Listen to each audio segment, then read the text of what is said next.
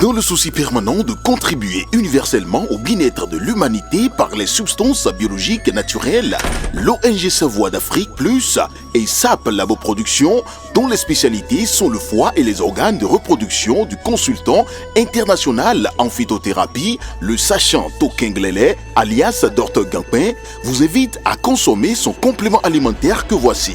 Gampin Siro est un complément alimentaire qui favorise la multiplication des cellules du foie et le bon fonctionnement du côlon. Il stimule par son action énergétique le désir sexuel en corrigeant les troubles érectiles, l'éjaculation précoce, augmente la libido et corrige la fatigue physique et mentale. Le siège est dans Cotonou à Zobo, non loin du 10e arrondissement. Contact plus 229 60 60 20 65 97 25 03 61 95 53 70 70.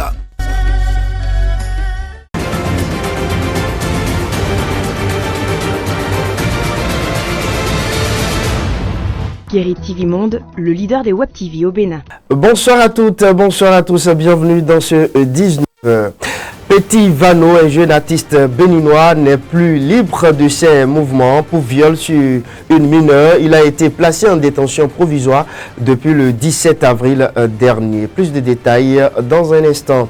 La mairie d'Adiara dispose désormais de son plan de développement communal, 4e génération. Les travaux de programmation de ce PDC4 ont eu lieu ce matin. Mandat d'arrêt international contre François Bozizé. Le président Bissau guinéen déclare que son pays n'a pas de loi d'extradition. Les détails de cette actualité à suivre dans un instant. Voilà pour les titres. Le développement, c'est tout de suite. À nouveau, bonsoir. Comme je l'annonçais en titre, Petit Vano, un jeune artiste béninois âgé d'une quinzaine d'années environ, a été placé en détention provisoire le 17 avril dernier pour viol sur une mineure âgée de 7 ans. Le jeune garçon a été envoyé en prison après sa présentation au tribunal. La date de son procès n'est pas encore connue. Nous poursuivons ce journal et dans un autre registre, un atelier de programmation du plan de développement communal 4e génération s'est ouvert à la mairie d'Adiara ce jeudi matin. Les travaux de cet atelier ont été lancés par le premier adjoint au maire, Eugène Awansé, en présence des acteurs impliqués, Fauzia Sefou et Patrice Ayonton. 4 programmes et 25 activités composent le plan de développement communal 4e génération de la commune d'Adiara. Lors de l'atelier tenu ce jeudi 2 mai 2024, les acteurs impliqués sont passés à l'étape de programmation. Le premier programme s'occupe de l'économie locale. Le second programme s'occupe du développement social et communautaire. Le troisième programme s'occupe du programme transversal du renforcement des capacités des acteurs locaux. Et le dernier programme s'occupe du programme transversal d'assainissement de l'environnement et de la prise en compte des cibles marginalisées. Dans son discours d'ouverture des travaux, le représentant du maire d'Adiara a salué les efforts de tous en vue de doter la commune de son PDC 4e génération. Cet atelier permet d'améliorer et de valider les actions proposées par le PDC 4, de définir les activités à mettre en œuvre dans chaque action, puis d'esquisser les pas sur le schéma de financement du PDC 4 et son coût global.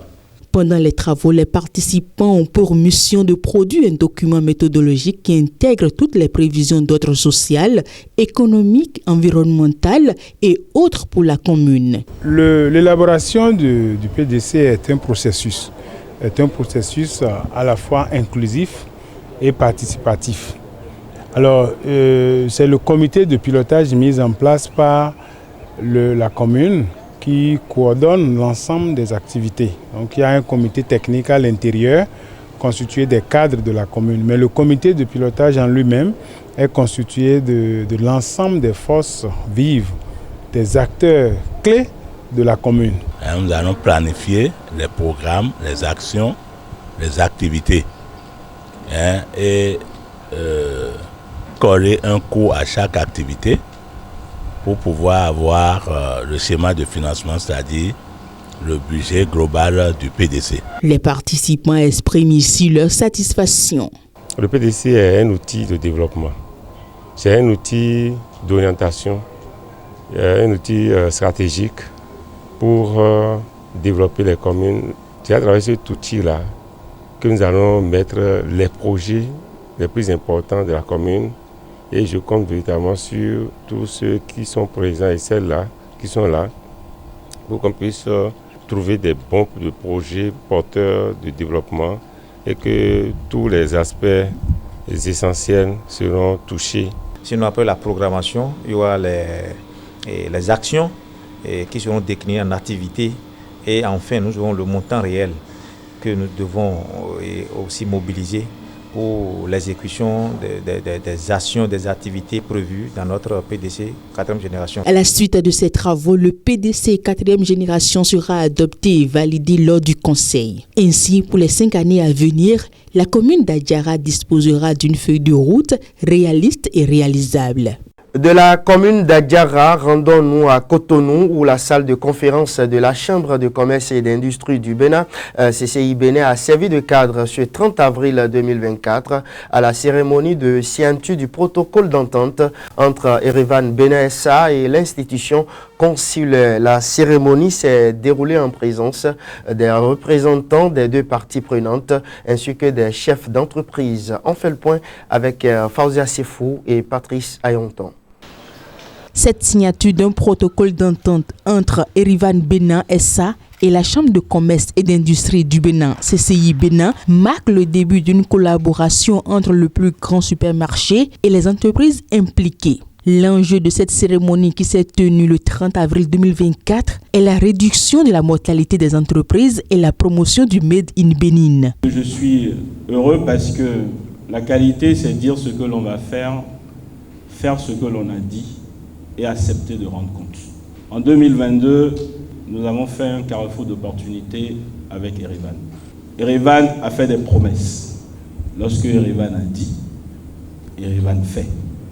Mais il y a un chemin. Il fallait également que le partenaire Erevan voit en nos entreprises des entreprises qui veulent véritablement se transformer leurs produits pour que lorsqu'ils rentrent à Erevan, qu'ils y restent très longtemps.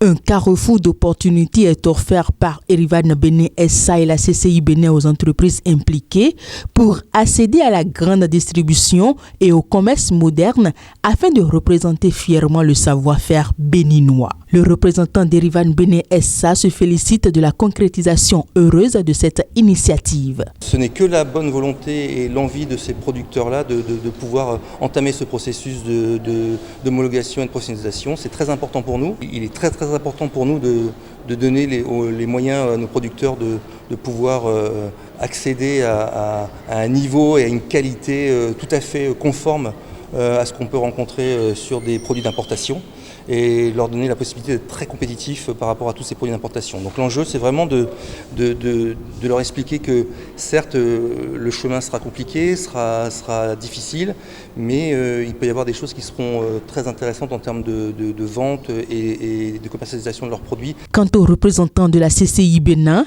ils s'engagent fermement à accompagner les entreprises pour qu'elles demeurent durablement aux côtés d'Erevan Bénin SA. La Chambre de commerce fait sa part en vous accompagnant par le programme qualité à l'autorisation de mise sur le marché, à l'autorisation de commercialisation, à l'autorisation pour la certification des produits et va probablement mettre à disposition du conseil pour du marketing et du packaging. Erevan va flairer que vous êtes un bon produit pour ses clients et vous y allez rester longtemps. Mais Erevan a ses exigences. Nous allons vous aider à satisfaire les exigences d'Erevan afin que vous restiez durablement auprès d'Erevan et puis que, évidemment, vos chiffres d'affaires augmentent, vous gagnez plus d'argent, vous créez la croissance. C'est un pas significatif vers la promotion du secteur privé au Bénin. Retour à la Cour de répression des infractions économiques et du terrorisme. La Criette a rendu sa décision dans l'affaire dite de l'extorsion de fonds à un présumé cybercriminel. Dans sa décision, la Cour a requalifié les faits d'abus de fonction et d'extorsion de fonds reprochés à l'ex-commissaire adjoint en abus de fonction. La juridiction spéciale a reconnu le fonctionnaire de police coupable et a prononcé une peine d'emprisonnement de 7 ans et 5 millions de francs CFA d'amende contre ce dernier. Le militaire a été condamné à une peine de 24 mois de prison ferme et à une amende d'1 million de francs CFA. Les 2 autres policiers qui accompagnaient leur supérieur lors de la perquisition au domicile du présumé cybercriminel ont été acquittés au bénéfice du doute. La page inter, c'est juste après cette virgule.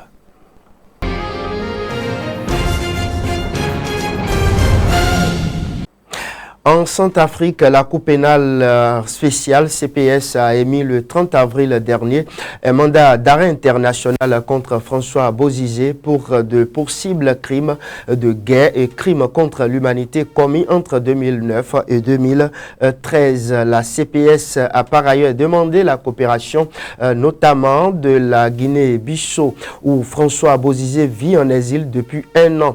Mais le chef de l'État bissau-guinéen a déclaré que son pays n'a pas de loi d'extradition, n'est-ce pas, Latifat Koweno?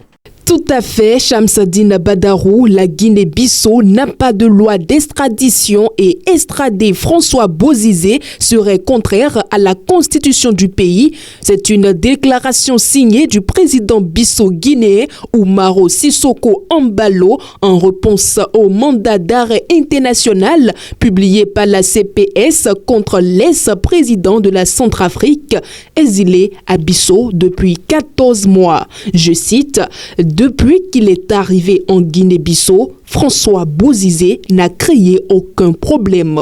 Il est en exil comme nous l'avons été par le passé. Fin de citation, a expliqué le 1er mai 2024 Umaro Sissoko Embalo à l'agence de presse portugaise Lusa, faisant référence à l'époque de la lutte pour l'indépendance. Le président bissau-guinéen se trouvait d'ailleurs au Cap-Vert pour une commémoration des 50 ans de liberté des 2 pays et il a fait part de sa surprise d'apprendre l'émission d'un mandat d'arrêt international contre son invité centrafricain. Il a ajouté qu'il téléphonerait à son homologue Faustin Akange Touadéra pour savoir de quoi il retourne. Umaro Sissoko Embalo a rappelé qu'il avait été sollicité par l'Union africaine et des dirigeants d'Afrique centrale pour accueillir François Bozizé, ce qu'il avait accepté pour des raisons purement humanitaire. La CPS explique que sa demande d'extradition est en cours de formalisation et qu'elle espère la coopération de Bissau. Précisons que depuis son arrivée à Bissau, François Bozizé s'astreint au silence médiatique comme lui ont demandé les médiateurs. Il vit discrètement, on le voit aller à la messe à la cathédrale le dimanche, explique l'agence Lusa. Merci à vous, Latifat Koweno. À présent, la page des sports.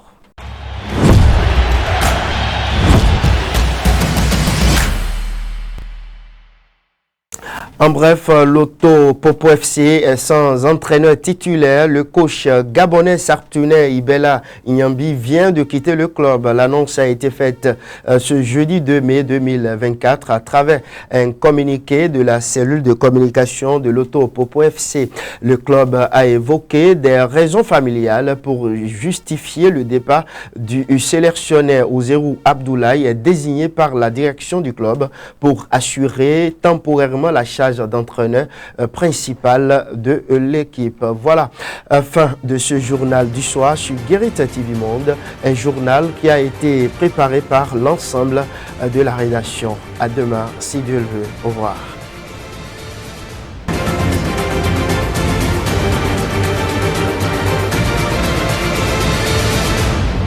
Guérite TV Monde, le leader des Web TV au Bénin.